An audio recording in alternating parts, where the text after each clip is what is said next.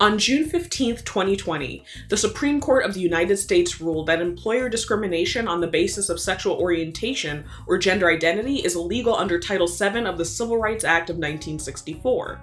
The court's ruling was based on the fact that Title VII says, quote, "It's unlawful for an employer to fail or refuse to hire or discharge any individual or otherwise to discriminate against any individual because of such individual's race, color, religion, sex, or national origin." And the Supreme Court's decision, written by Justice Gorsuch, noted that it is impossible to discriminate against a person for being homosexual or transgender without discriminating against that individual based on sex.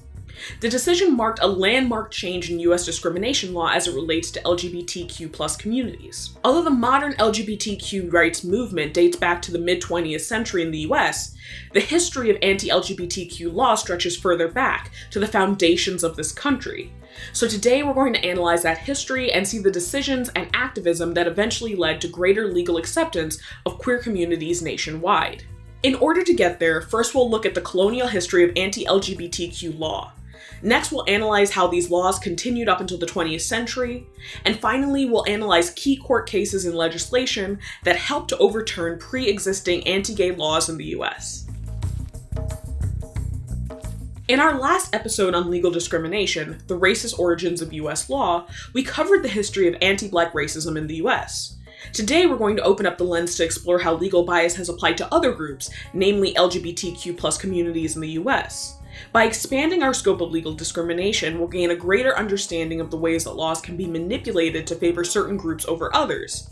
In short, it goes something like this. Rates of punishment don't always correspond to rates of crime.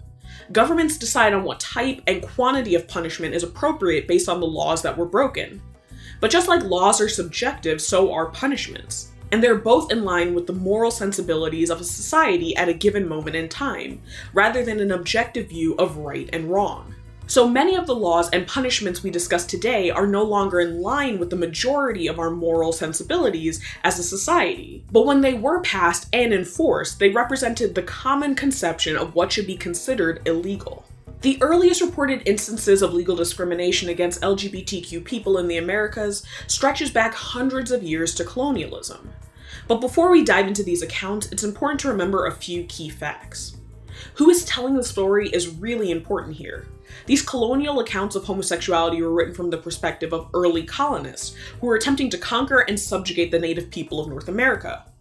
Therefore, they had a vested interest in deeming the cultures that were already inhabiting North America as incapable of self-governance. And because there were laws already established in Western Europe that outlawed homosexuality and sodomy, these early detailed accounts of homosexuality may have been either misreported or exaggerated in order to justify colonial aggression.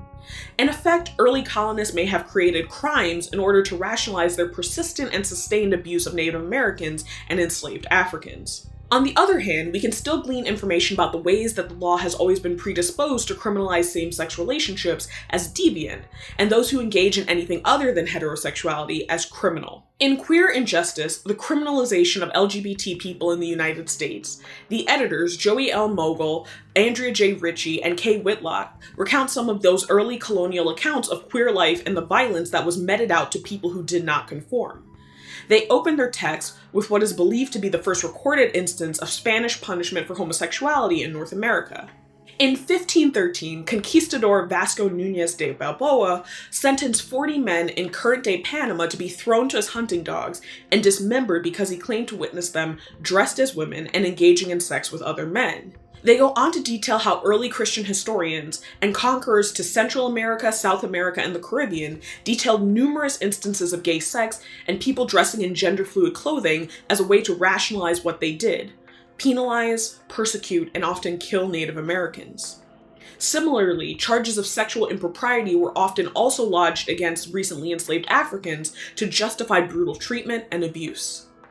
Although this initial example is one that is particularly brutal, it also reflects a longer and larger history of anti-gay laws in the Americas and the later established United States. In his book, Dishonorable Passion: Sodomy Laws in America, 1861 to 2003, Professor William N. Eskridge Jr. details the complete history of sodomy laws, or the crime against nature, in the United States. That was a euphemism for a group of anti-sex laws, which were often, although not always, anti-gay, that were on the books as late as 2003. Eskridge writes, "However ill-defined, the crime against nature was a cornerstone of the Anglo-American legal regime regulating sexuality. From the 16th to the 20th century, the norm reflected in that regime was procreative marriage. Adultery and fornication laws insisted that sexual activities occur only within marriage. Sodomy and seduction laws insisted that sex be procreative.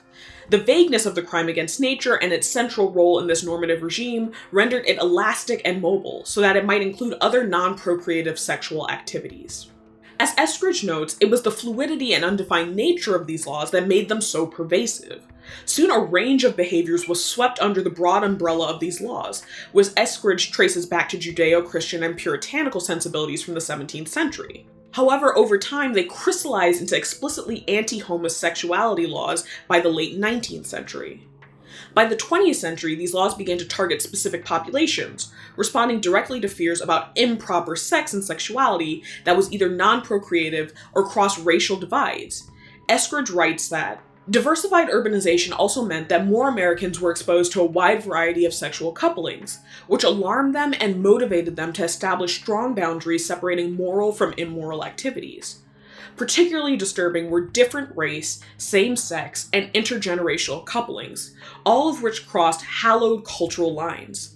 Between 1890 and 1950, alarmed citizens petitioned their state and local governments to create a detailed regulatory system of sexual line drawing. Although the code they demanded was novel in most respects, the petitioners presented it as a return to old-fashioned moral values. As a result, laws became more and more targeted at gay people, and the police were used to enforce these new laws." Dr. Eric Cervini talks about the police apparatus that was put in place during the early 20th century to regulate gay sexuality.